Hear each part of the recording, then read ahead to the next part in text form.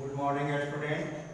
Today we will start civics first chapter, which is related with our constitution. Before our two classes, we have already discussed about resources, which is related with geography. In my view, I have already finished that chapter, and it is your duty to do fair work in your book, fair copy. First, you have to prepare a short note on different topics. Thereafter, you have to solve all kinds of problems which are mentioned in your book related with this chapter. Objective means multi-choice question answer, fill in the blanks, matching, true, false, and so many extra questions, short questions and long questions. Today we are just going to discuss on civics, because I have to teach you civics in this class. So today my first class also focus on civics, Indian Constitution. Constitution in Hindi संविधान, संविधान, सम जिसका विधान हो, यानी बराबर कानून, यानी सबके लिए बराबर कानून। तो संविधान जो हिंदी शब्द है, उसे यह क्लियर हो जाता है कि स्वतंत्रता प्राप्ति के बाद जो हमारे समाज में डिस्पैरिटी थी, भिन्नता थी, अलगाव था, उन सबों को खत्म करते हुए कॉन्स्टिट्यूशन लाया गया और उसमें एक ऐसी विधान दी गई जिसकी नज़र में हम सभी एक हैं। अब पॉलिटिकली इसको साबित करने के लिए, राजनीतिक रूप से साबित करने के लिए सबसे पहले एडल्ट फ्रेंचाइज वर्ड लाया गया। दुनिया के ऐसे कोई भी देश तब नहीं थे जहां उस समाज में रहने वाले सभी नागरिकों को, जिनकी उम्र शुरू में तो 21 साल थी, अभी 18 साल घटाकर कर दिया गया है, तो जिनकी उम्र 21 साल है, उन सबों को एक वोट देने का अधिकार दिया गया। इससे हुआ क्या? इससे आत्मसंतुष्टि हमारे देश की जनता में हुई। लगातार 800 साल तक गुलामी का जीवन, यानी हर्षवर्धन की मृत्यु के काल से के बाद से लेकर अंग्रेज पीरियड तक जो हमारा देश गुलामी का जीवन जिया, यही कारण है कि अब इक्वलिटी की बात हमारे कॉन्स्टिट्यूशन में की गई। हमारे कॉन्स्टिट्यूशन के लिखने में काफी समय लगे।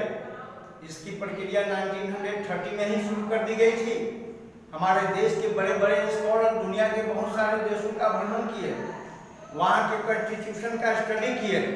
अमेरिकन कॉन्स्टिट्यूशन, इंग्लैंड का कॉन्स्टिट्यूशन, स्विट्जरलैंड का कॉन्स्टिट्यूशन, ये सारे कॉन्स्टिट्यूशन का इन्होंने स्टडी किया और स्टडी करने के बाद एक अंतिम निष्कर्ष पर पहुंचा और तब हमारे यहाँ कॉन्स्टिट्यूशन की रचना हुई। इस कॉन्स्टिट्यूशन को लिखने में 2 वर्ष 11 महीना 18 दिन का समय लगा, जबकि यह 1949 में तैयार हो चुका था, लेकिन इसको लागू किया गया 26 जनवरी 1950 को। और यह पंडित नेहरू का सौभाग्य था कि उन्होंने इसका प्रेम्बल पढ़ते हुए यह बतलाने की कोशिश की कि कॉन्स्टिट्यूशन किसी व्यक्ति विशेष का नहीं है। यह कॉन्स्टिट्यूशन लिखने वाले के लिए भी है, कॉन्स्टिट्यूशन वैसे लोगों के लिए भी है जो इस देश को चलाते हैं, और कॉन्स्टिट्यूशन वैसे लोगों के लिए भी है जो इस देश में बनाए गए नियम के अनुरूप चलने वाले हैं। इसमें हम थोड़ा सा प्रेम्बल की चर्चा करना जरूरी समझते हैं, इसलिए कि प्रेम्बल की हिंदी होती है प्रस्तावना। जैसा कि कोई भी चैप्टर हम पढ़ना शुरू करते हैं तो चैप्टर का एक शीर्षक होता है, और शीर्षक देखने से ही हमें पता चल जाता है कि यह चैप्टर कैसा होगा।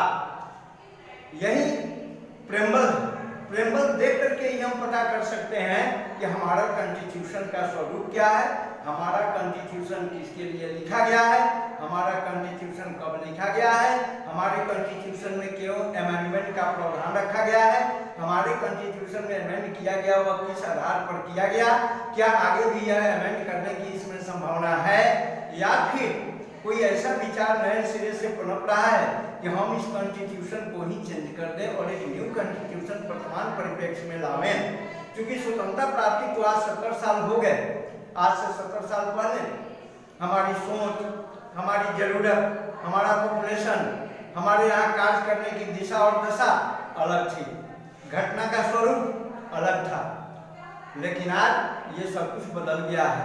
तो अब सारे इशू पर यदि हम कॉन्स्टिट्यूशन में अमेंड करें तो हमारे कॉन्स्टिट्यूशन का एक बहुत बड़ा पार्ट हो सकता है कि नष्ट हो जाए। इसलिए कुछ प्रबुद्ध लोगों का यह भी मानना है कि कमिंग फ्यूचर कॉन्स्टिट्यूशन में एक मूलभूत परिवर्तन लाया जाए। फिलहाल हम वर्तमान में जो हमारे पास कॉन्स्टिट्यूशन है उसके प्रेम्बल में लिखा गया है we the people of India.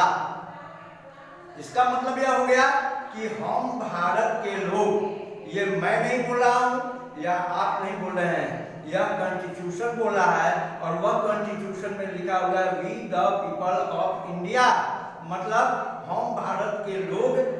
Constitution किसको रिप्रेजेंट कर रहा है, तो भारत के लोगों को रिप्रेजेंट कर रहा है, इसलिए उसमें लिखा गया है we the people of India having solemnly resolved to constitute India to a sovereign, socialist, secular, democratic republic and to secure to all its citizens। सबसे पहले हम सोवरेन शब्द इसमें आया है, सोवरेनिटी, इन हिंदी संप्रभुता। संप्रभुता सुनने में बिल्कुल आसान है लेकिन इसका मीनिंग बहुत वास्ट है। अगर हमारा देश सोवरेनिटी पर बेस्ड है, रियल में हमारे यहाँ सोवरेन है, तो हमारा कॉन्स्टिट्यूशन, हमारा कंट्री काफी स्ट्रॉन्ग है। सोवरेनिटी उसको कहते हैं जिस देश के पास अपना संविधान हो, अपनी सरकार हो, निश्चित भूभाग हो, निश्चित जनसंख्या हो और जिसके इंटरनल इशू में कोई दूसरा देश हस्तक्षेप नहीं करता है, ऐसे कंट्री को हम लोग सोवरेन कंट्री के नाम से जानते हैं। सेकेंड, तो हम समझते हैं कि sovereignty is very clear. Second, socialist, यह बहुत बाद में शब्द जोड़ा गया, पंडित नेहरू के द्वारा यह शब्द जोड़ा गया सोशलिस्ट। सोशलिस्ट का मतलब होता है समानवाद, समाजवाद का मतलब होता है समानवाद। समानवाद में हमारे देश में रहने वाले लोगों को, सभी को प्रकृति प्रदत्त वस्तुओं पर समान रूप से अधिकार को ही सोशलिस्ट कहते हैं, क्योंकि हमारे कंट्री में weaker section of society, marginalised people बहुत ज्यादा है, इसलिए अमीरों की संख्या कम है, गरीबों की संख्या अधिक है।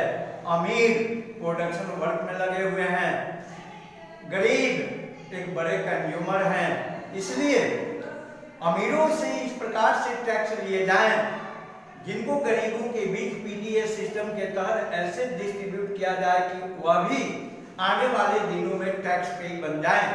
अगर हम अपने कॉन्स्टिट्यूशन से सोशलिस्ट शब्द को हटा दें तो हमारा कॉन्स्टिट्यूशन बहुत हल्का हो जाएगा।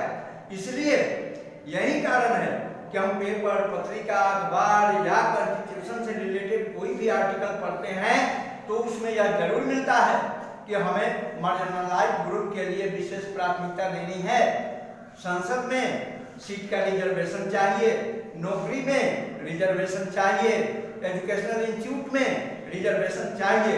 जब तक यह रिजर्वेशन हम लोग प्रोवाइड नहीं करेंगे तब तक हमारे देश की प्रगति और हमारे देश में जो वीकर सेक्शन ऑफ सोसाइटी है उनका उत्थान ऊपर नहीं हो सकता है। Third word, democratic Republic. Democratic यानी प्रजातंत्रीय व्यवस्था। हमारे देश की जनता को यह विश्वास हो कि चलने वाली अभी वर्तमान सरकार हमारे द्वारा चुनी हुई सरकार है और यह सरकार हमारे हित में काम कर रही है और सरकार के काम में हमें मदद करना चाहिए। यही डेमोक्रेटिक व्यवस्था है, इसलिए इसको एडॉप्ट किया गया। आज भले ही 21वीं सदी में एक डेमोक्रेसी के तहत अभिव्यक्ति के अधिकार को इसको सौंपा गया, लेकिन इसका अभी गलत उपयोग किया जा रहा है। इस पर फिर हम लोग दूसरी क्लास में विस्तार से चर्चा करेंगे। और अब कुल मिलाकर हम इसको एक जगह समायोजित करना चाहते हैं। अभी हम केवल प्रेमबल पर बोल रहे थे, अभी प्रेमबल पर और भी बोलेंगे। तो ये सारी चर्चाएं हम अगले क्लास में करेंगे। Wait for next class. Thanks.